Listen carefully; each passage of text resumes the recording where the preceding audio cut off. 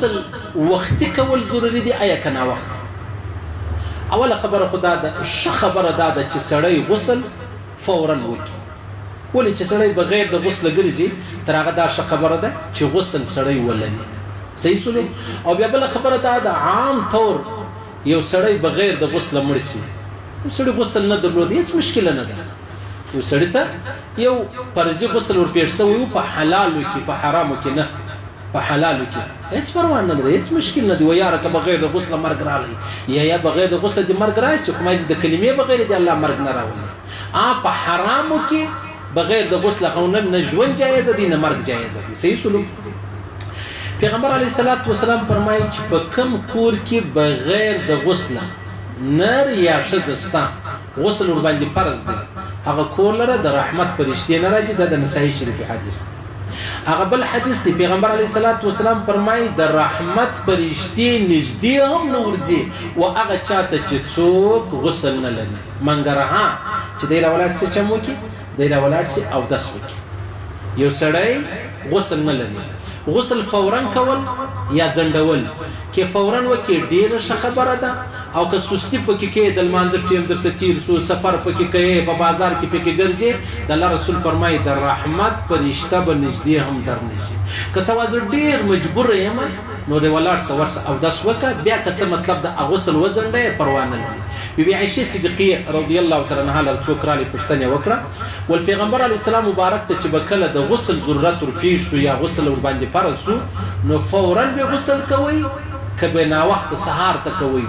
پیغمبر عائشه صدیقه ورته ویل ول کله به پیغمبر علی السلام په هغه وخت کې غسل وکي کله به سحر وکي نو معلومه داس وکسړی د خپل غسل وځنډي هیڅ پروا نه لري خو پیغمبر علی السلام مبارک فرمایي چې د بچکه ته بغیر د اوداسه مپریوزه تا ته د غسل ضرورت پیښ شو غسل پر تا پر رسول او داس وکه بیا پریوزه یا غسل وکه بیا پریوزه او کسړی یو غسل جان بوج کې په قصد باندې د سستی د وجه ځنډي نو بیا د الله رسول فرمایي هغه کور لره د رحمت فرشته نور دي چې په کم کور کې بغیر د غسل څو ګرځي هغه چاله نږدې د رحمت فرشته نور دي چې بغیر د غسل دی ګرځي حتی چې درڅو د او داس نه کړي او داس یې وکي بیا پروا نه لري حضرت عمر فاروق رضی الله تعالی عنہ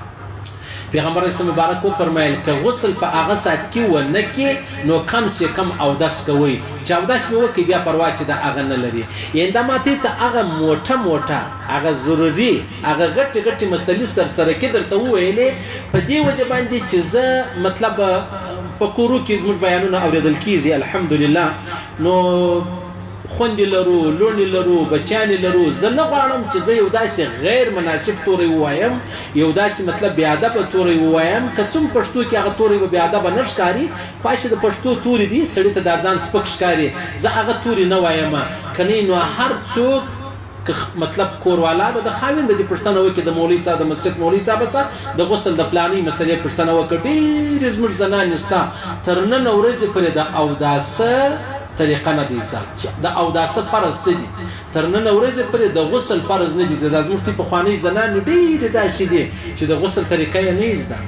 هغه وای مطلب موږ بیا په هفته کې یو واره د غسل ځای رالی بیا موږ غسل کوو که د 5 ورځې که د 10 ورځې یا دا خبره نه ده دا خو ظلم دی او بغیر د غسل ګرځېده څومره لوی جرم دی بغیر د غسل د مسلمان دپاره ګرځېده څومره لوی مشکله مسله ده نو لهذا پیغمبر علیه الصلاۃ والسلام مبارک فرمایل تاسو څه کوئ تاسو چې کله غسل کوئ که په غسل کې ستاسو یو بیشته هم وچ پاته سلو یو بیشته فرمایي وای من ترک موضع شعرة من جنابة لم يصبها الماء فعل بها كذا وكذا من النار دا ابن ماجه او ابو داود حدیث دی کچیر چا غسل کوي او په غسل کې یو بیشته قدر هم وچ پاته سو نو بیا چی شدی نو دا به د جهنم په ور دا وچ ځای چې دی غسل کیږي صحیح سولو بس ان شاء الله العزيز نور به مسلې ضروري مسلې هغه ان شاء الله العزيز درته اورم خو بس ضروري خبره ده چې موږ دی په غسل کې ځندوالي نه راوړو صحیح سلو او بیا که چیرې ځنډوالی راځي نو کم سے کم سړی اودس چې دی هغه وکړي او بیا که چیرې په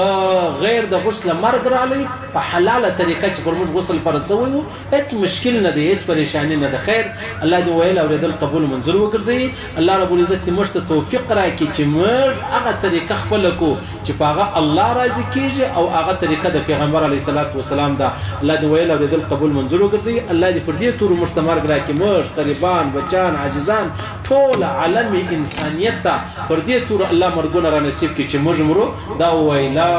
اله الا الله محمد رسول